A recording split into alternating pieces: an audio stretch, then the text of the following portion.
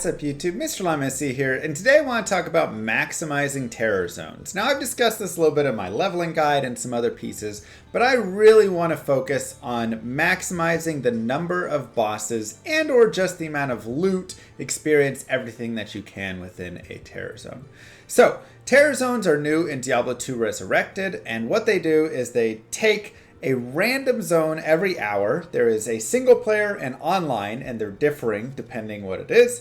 But every single hour, it will shift to a new zone in the game, and that zone will become terrorized and give you more experience, better drops, because it will increase the level of the monsters in the zone. Now, the level will either be the level of the zone or your level +2 up to a certain level, right? So like maximum in Hell is level 96, maximum in Nightmare I think is 71, and in Normal is 45. So when an area is terrorized, it will look as such. Let me get to the right screen. It will look like this. It'll say terrorized up here, and then the level is right there. So you can see I'm level 94.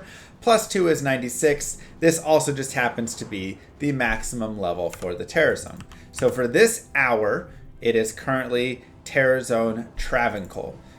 You'll also note on the map it is highlighted in purple, so that will show you. Now, maximizing the terror zone means finding the most number of bosses that we can find for it. So an important thing to do is take a look at the number of mobs that you can get in a zone. This is unique and champion mobs, and remember, for champion mobs, every champion in the group counts as one of these, which is really unfortunate, so champions suck here. So, for instance, in the Bloodmoor, you will get 7 to 9 champion or unique packs. However, let's say the first group I come across is 4 Fallen, right? 4 champion Fallens. That will count as 4 of these groups, meaning I will get 3 to 5 more groups within the Bloodmoor. So that can be bad if you run into a couple of early champion packs. It'll completely deplete the number of unique and champion packs that you'll get overall in the zone. And these are what you want to be killing, because champion packs and champion monsters give 300% experience per monster, and uniques give 500% experience per monster. Additionally, they are 2 levels higher for champions and 3 levels higher for uniques, so just something to note. But these are really where your experience is, so when you're trying to maximum farm, you want to be going around and killing all of these, less so just killing random white mobs and stuff. It can still be okay if you're in a zone with a lot of quantity and killing those, but if you come across like 2 random white fallen monsters, generally just ignore them, move forward until you can find, a pack of unique zombies or whatever it is in the zone. So, this is a very good resource to have because it gives you the minimum and maximum number of uniques you're going to get in the different areas in the game. So this, for instance, is why the Mausoleum and Crypt aren't really that great of farming zones, because they're really big areas and you're only getting 4 to 5 boss groups within them. Whereas, for instance, Tristram is 5 to 6 and it's a lot smaller. And on top of that, that is not counting the guaranteed ones that exist. Now, guaranteed exist based on tile sets and based on super uniques in a zone. So, for instance, in the Travancore, all of these are guaranteed uniques, right? Torque is a guaranteed unique, Gelib is a guaranteed unique, Ismail is a guaranteed unique. All of those are guaranteed uniques, meaning if I go and farm the rest of the zone first and don't spawn them, I will hit, let's go to Act 3. I will find 6 to 8 unique or champion packs, and then I will come across these 3. If I go to these 3 first, they will count towards this total, and then I will find less. So, in the way of maximizing, because right there I already spawned them, if you're ever thinking about maximizing your experience, what you'd actually want to be doing is going around and avoiding spawning the stuff that is guaranteed, because it will be coming back later. So what you can do is you can come around here, you can check down here, and you can look for where are my packs. There's one right there. There's 2 right over there. There's 3 right there. There's 4 right there. There's the 5th pack over there. 6th pack, 7th pack. And now I can come in and have 8, 9, 10, right, with all my uniques. And so there I was able to spawn 3 additional groups, right? We honestly had 6 to 8. So we spawned 7 plus 3, so we ended up with 10 unique packs with those minions. Whereas if I had gone to the Travancore first and then gone around the rest of the Travancore, I would have only spawned 3 less of it, basically, right? 3 of those packs would not have spawned because they were spawning prior to the guaranteed. So obviously, if you're doing like Travancore runs and you're just trying to maximize loot, heading right to the Travancore and just killing the Trav over and over could be better. But if you're looking for experience and you get the Travancore on a spawn, you want to be doing that cycle first instead of spawning it on the guarantee. Now, how do you spawn them? Of course, you're going to be... Sorry, let me go back to... I like this screen better. How do you spawn them? It is when you get within kind of a couple screens of them. There's a very specific distance. If you have any like map hack or whatever, you'll know exactly what the spawn range is. But essentially, if they're like around here, around right here is going to be where I'm starting to spawn them. Now, if they're all the way at the back, it might not have spawned these yet, but I'm definitely spawning this stuff out here when I'm about right here. So just know that if you're about 1.5 screens to 2 screens away is when monsters are going to be spawned in that area around you. And so that's when you know, okay, I've spawned those monsters. So right, with the Travancore at the waypoint, nothing is spawned here, thus I can take this entire path around. Let's take, for example, the Stony Field. Yes, it's not terrorized, but it'll have the exact same idea. So if we head over to the widescreen, we can see for Stony Field, we're expecting 7 to 9 right here. This is in Hell for unique champion or champion groups. And obviously, Rakanishu is guaranteed as well for us. So if we can avoid Rakanishu, we have 1 boss right there. I know the path continues that way, so I'm going to try looking this way. We have... Nope, no second boss yet. We have 4 champions, so 2, 3, 4, 5. So that really sucks. That cuts into our bosses a lot. And see if we hit another here. 6 right there. And I doubt I'm really going to find much else. There's Rakanishu. That's 7. And there's 8 right there, because we had spawned that one early. And 9, actually. Okay. So we had spawned those ones a little bit earlier. So we got those. So 9 groups that we ended up with right there. Which is great. But of course, 4 of that was champion. So we actually only ended up really with 5 groups. Now there's nothing you can do to stop getting champions. It's a 20% chance to roll that you're going to roll champions. That's just unfortunate. That's just how it is, but you will roll them.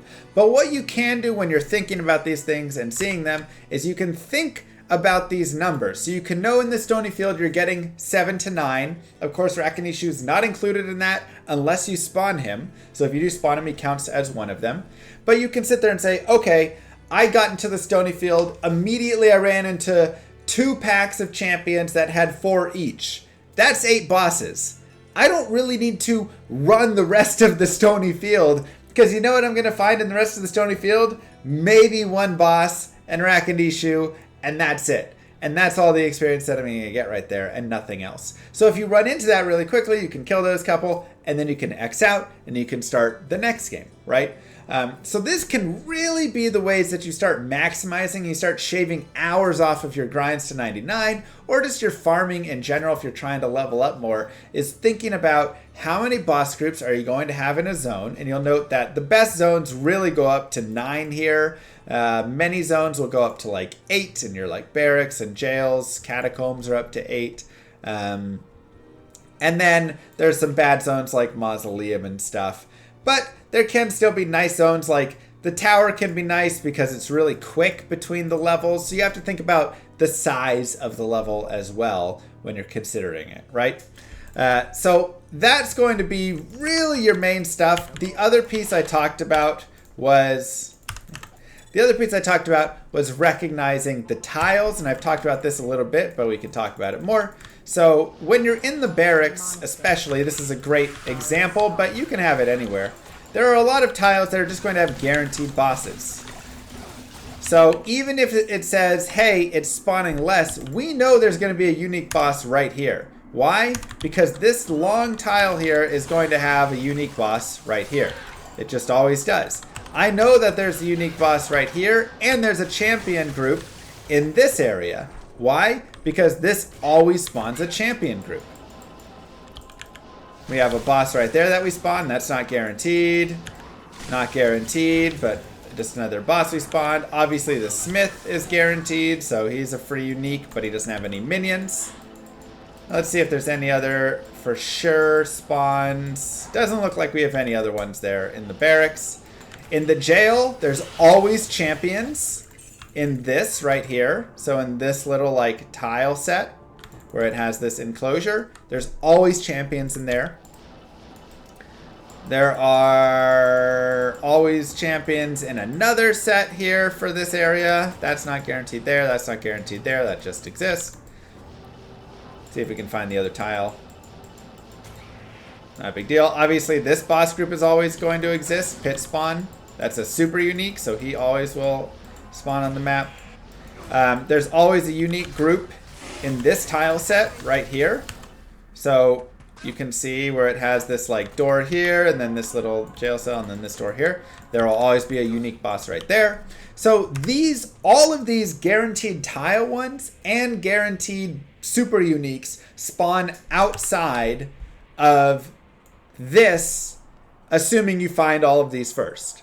But even still, for example, within the jails and within the barracks, there's going to be so many of those guarantees that you're going to end up finding lots of bosses, which is why I do like farming those just naturally in general if you're looking for boss groups and experience. But when it is terrorized, that can just be really nice additional stuff. So let's take a look. Spider Forest just rolled as our next zone. So let's go to Act 3. Let's look at the Spider Forest. And we can see it has 10 to 15. Holy cow.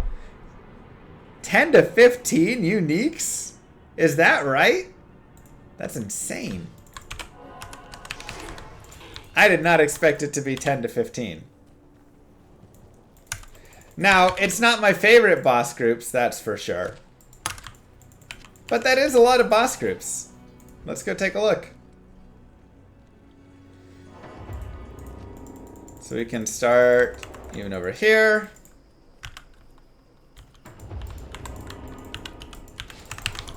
And we can run through and see what we can find.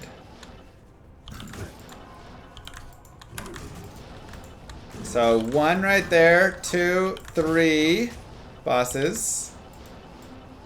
Spawned it all right there. 4 here, 5 here, 6 here, 7 there, 8, 9. Okay, 9 boss groups. There's so many boss groups.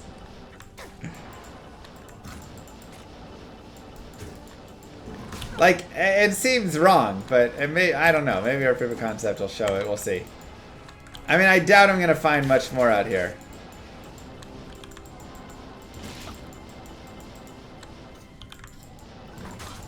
But, I mean, even here, you can see, like, how many more white mobs we're running into. So something that's also good to note is, generally, boss groups are front-loaded on a map. So even if this map was, like, 5,000 times its current size, if it still only spawns 10 to 15 boss groups or whatever, you're going to come across those in the first 30 seconds of looking on the map.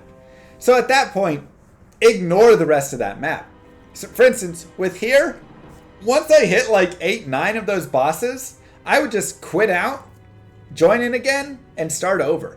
Because yes, it can go 10 to 15 technically, but getting all the way to the 10th or getting all the way to maybe it's only 10 that spawn or 12 or 13, whatever, finding those extra ones in the complete rest of the zone is so much more map versus uniques that it's not worth. I can just restart, come back in, go back up there, and do the same process over, and I will find so many more boss groups in a shorter amount of time. Obviously, Act 3 is annoying with the length that you have to run to get out of town. Not in town. But at the very least, right, I could come back here. And let me just go to players 1 just for simplicity. And we can say, okay, 1, 2 bosses right there. 3rd boss right here. 4th boss right here. Is that a boss? 5th boss, 6th boss, 7th boss, 8th boss because of champions. And now I'm already at 8, 9, 10, 11 because of champions. And that's it, right? I doubt I'm gonna find another boss group because we got 2 champion groups right there that are gonna soak up all of our bosses. So again, is it worth it to keep looking around and farming all this? No. Not at all. This is where you just say, hey, look, you can do all this. Excuse me. But you are not going to be finding any more boss groups in the Spider Forest. So why are you wasting your time? None of those were boss groups. It was pointless, right? So that is how you can maximize overall just the experience that you're getting. You get in, you hit your boss packs, you get close to that minimum number in that short range around you. You go hit some guarantees if you know where they are. You out, you back in, you rinse and repeat. And then you're not searching the entire map. You're not spending time. You're not going to your guaranteeds first and then losing out on some of those bosses, and everything will be better. So with that being said, YouTube, that's all I got for today. I hope that this helps improve your experience gaining and just nice drop gaining too, because you're going to get some nice stuff with all the unique packs, especially if you're on Players 1. That's much better for your drops. Players 8, you can kill more of other mobs and stuff. The like random white mobs will drop more stuff. But on Players 1, you're getting way less of that. But that hopefully gives you some knowledge for your terror zones and ways to improve. Don't forget to like and subscribe. I will catch you guys in the next one. Peace, everybody.